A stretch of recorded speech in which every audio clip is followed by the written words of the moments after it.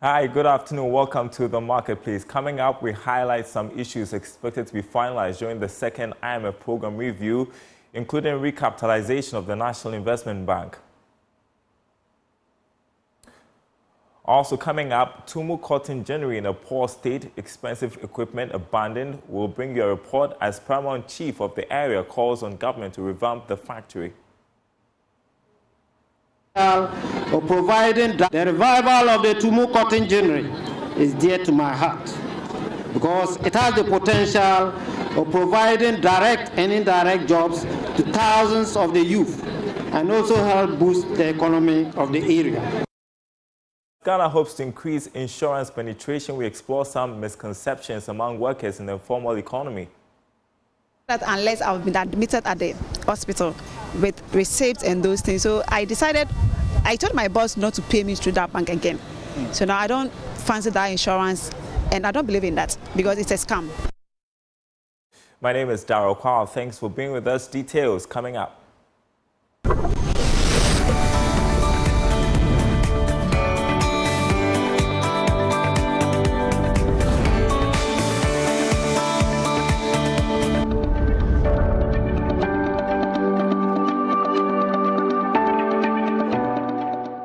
Thanks for staying with us, everyone. First up, measures to contain election-related spending for this year, recapitalization of the National Investment Bank, and improving tax collections.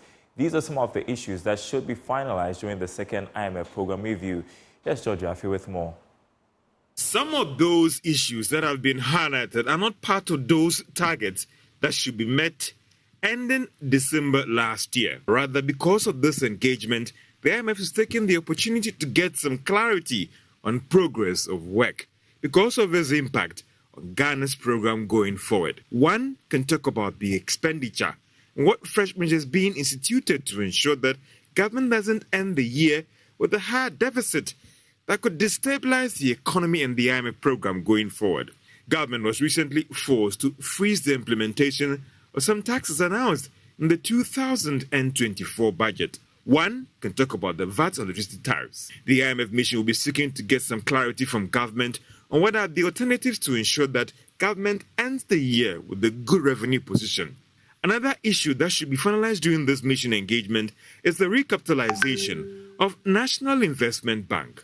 Under the IMF program, the fund is working to firmly stabilize the entire financial sector. Joy Business understands that the IMF could be providing some funding to help the bank and other financial institutions. Sources say we could also get some update on the deal that has been reached with bilateral creditors and the Eurobond holders.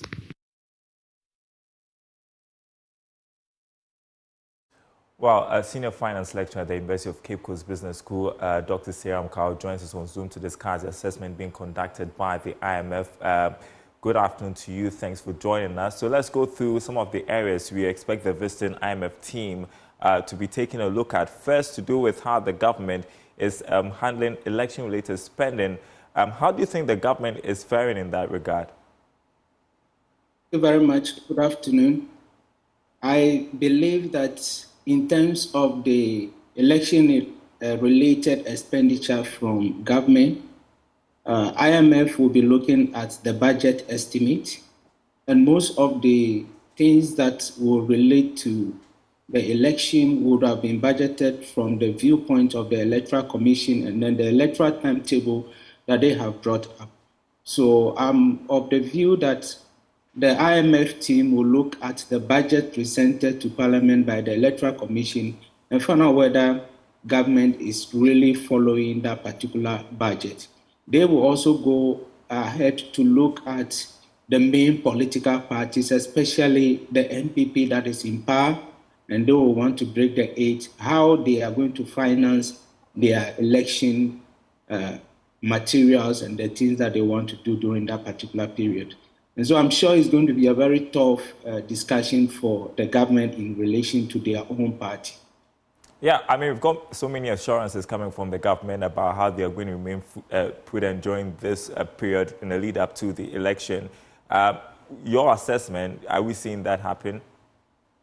For now, it is too early to get that particular assurance because we are not in full electioneering period.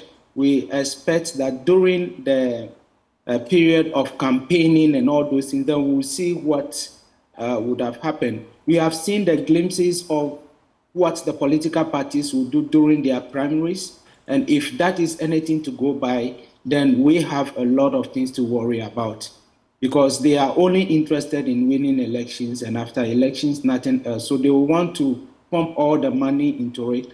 And this is the time Oyoko and other special prosecutors who have to be on the politicians who are spending like no man's business to find out how they are financing their political activities. Well, next on the list would be our tax measures, how government is working to improve tax collections. I want to bring up the issue to do with the VAT on electricity. I mean, one of the things that the government hoped to help improve revenue, we saw how that ended.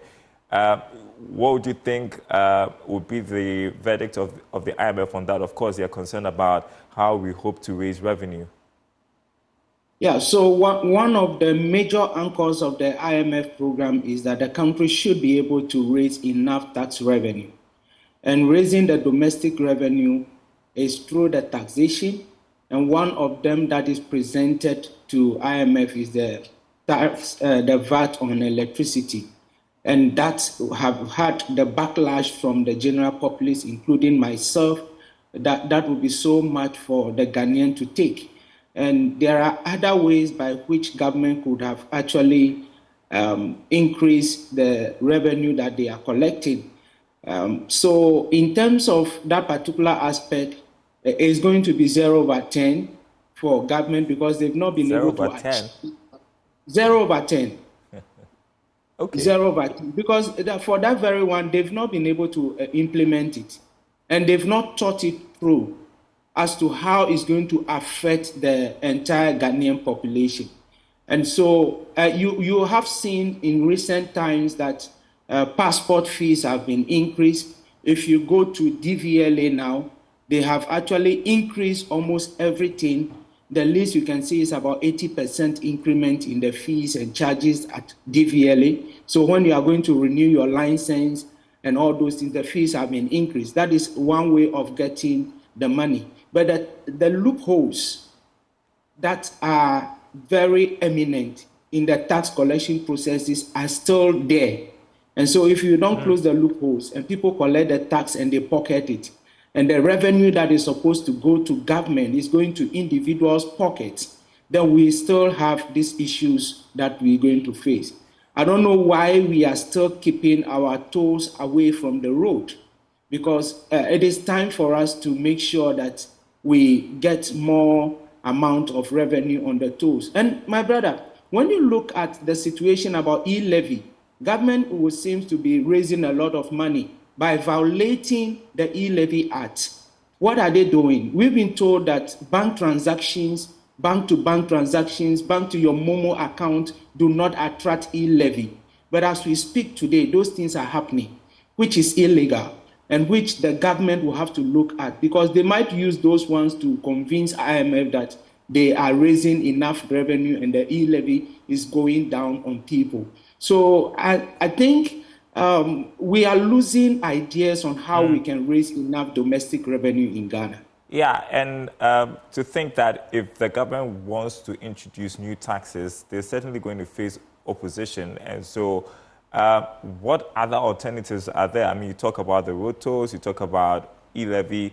I mean, how could the government possibly convince the team that we have other things in place to meet our revenue targets when it comes to tax revenue? Yeah, so government wants to raise enough money, and you want to convince us that you are going to use the money for the intended purpose. Transparency, accountability, probity. What we need.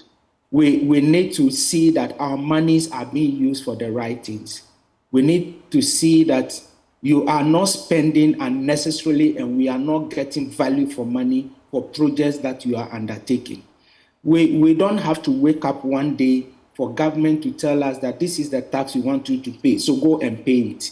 There is the need for town hall meetings, engagement with the population, social media engagement, radio, TV engagement. Let us all buy into it. And you tell us how you are going to use that particular amount of money that you are raising in terms of the new taxes, so that when at the end we can measure you with that particular one. Okay. Emission tax is being implemented. How are you going to use it? How much has been raised so far? You don't tell us that the tax has gone into the consolidated fund, and for that matter, we don't need to know. In that way, there will always be resistance. When there was resistance in terms of the e-levy, we have found government officials having town hall meetings. The town hall meeting should have preceded the promulgation of the e-levy act. All right. And then the implementation of that particular one. So we want government to go down to the people. But when you stay up there and you want to implement policies, and these policies, the people do not understand the policy tends to be ineffective. So banking sector resilience also seems to be a subject of interest, especially the recapitalization of National Investment Bank. Tell us why that is so. Yeah, so the banking sector is very important for every economic development. If our banking sector goes down, we're going to have a lot of issues. And now the recapitalization is not only for the National Investment Bank, NIB, but we have other banks in the country that have also been given about up to 2025 or so to also recapitalize, to ensure that the trust that has been given to them to hold people's money, they use it effectively. And doing that, there is a need for the board and the management of the various banks to open up to their shareholders. So if there is a need for them to float shares and then ensure that there is accountability in that particular perspective, that will be very okay. Debts that are owned to the bank by government, how do they pay those debts? So we also want to see that those who are managing the affairs of the banks have that kind of qualification, they have the integrity, they are able to manage the funds so well that the confidence in the banking sector would come up. We have had the banking sector cleanup where people have lost a lot of money. Government has not been able to pay this amount of money to some people as we speak. Then we have the haircut affecting the domestic bondholders. They are still negotiating with the external bondholders. So the entire sector needs to be revamped, and Bank of Ghana is doing everything possible, because most of the businesses the banks are doing now is through trading with government. So the Bank of Ghana is trying to review the reserve ratio to make sure that the banks do not do a lot of businesses with government, but then will trade with the business community. Okay. But when you look at what is happening, we need financial development, we need financial education capabilities. People need to understand the financial sector. And so we would require Bank of Ghana and the various banks to embark on aggressive education for people to understand how the banking sector operates, so that they will have more confidence in the system. We just sit down and assume that people understand the system, and so they will know how things operate, but it doesn't work like that. Even the people who work at the bank, some of them need further education because they take advantage of individuals. All right, we've got to go. We are running out of time on this one. But Seram Kwawu, thank you very much, Dr. Seram Kwawu, Senior Finance Lecturer at the University of Cape Coast Business School. I appreciate your time with us this afternoon. Wow, so let's turn to other stories you're following for you, taking you to the Upper West region, where Paramount Chief of the Tumu Traditional Area, Kwawu Richard Babani Canton, has expressed worry over the poor state of the Tumu cotton ginnery, which has been abandoned and allowed to go waste. He says the cotton ginnery, if revamped, could give employment to the teeming youth in the Sisala enclave. The Paramount Chief was speaking at a festival in Tumu. Joining us is Upper West Regional Correspondent Rafiq Salam has more. The Tumu cotton ginnery was established 40 years ago with the objective of adding value to the cotton produce in the Upper West region, especially the Sisala enclave, and also to give employment to sea people in their area. Operation of the January, however, ran into a halt almost 3 decades after it started operation following the folding up of the Ghana Cotton Company Limited in 2011, which had oversight responsibility of managing the January. Government later partnered with 3 private investors, namely Vianco, RLG, and Olam Ghana Limited, to fill in the void, but has since not yielded the desired results. Olam Ghana Limited was taxed by the government to reform the cotton production in the region following the launch of the White Gold program in 2010 at Tumu. The measure by the government brought the hope of socio-economic prosperity to farmers. The company, however, folded up after 4 years, leaving farmers in limbo. Not a blade weight of cotton has been gained by the January. Valuable machines valued at thousands of Ghana cedis are under lock and key and allowed to waste. Other heavy equipment and farm machines are left under the mercy of the weather. Unscrupulous persons who sometimes have access to the site are now having a full day stealing valuable parts of the equipment and machines. At the annual Paragwele Festival, which is celebrated by the chiefs and people of the Tumu traditional area, Paramount Chief of the Tumu traditional area, Kwawu Richard Babini Canton the Chief, in a speech read on his behalf by Luruwe Muhammad Canton, expressed worry over the poor state of the January, calling on the government to revamp it to give jobs to the teeming youth in the area. The revival of the Tumu Cotton January is dear to my heart because it has the potential of providing direct and indirect jobs to thousands of the youth and also help boost the economy of the area.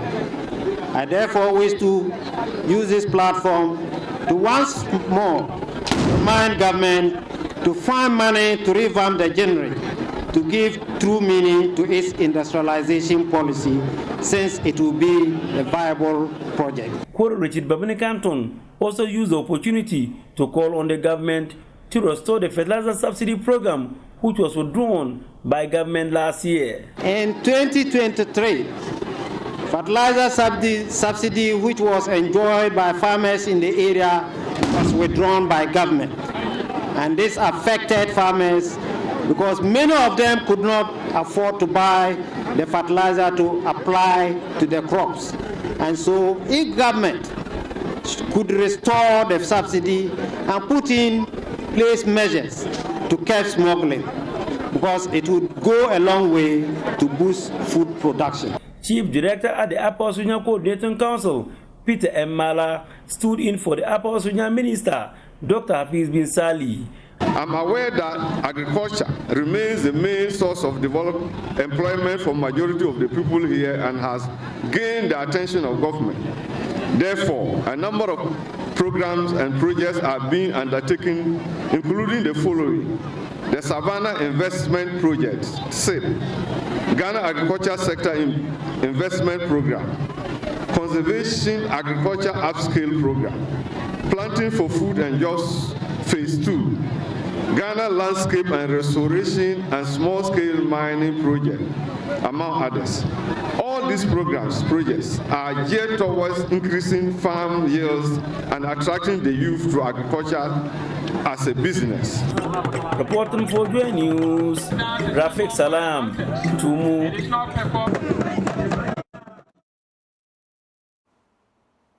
All right, you're watching The Marketplace. Time to talk tech. I'm joined by lead for Eyes of Africa, Henry Kobler. Good afternoon to you, Henry. So we want to begin with the headlines. The first one, the National Communications Authority indicating that a framework is now in place to license more satellite operators for internet services. We saw what happened some 3 weeks ago. I want to hear your thoughts on this move by the NPA.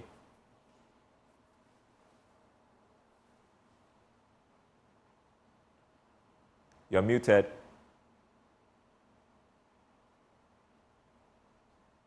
Thank you very much, Daryl.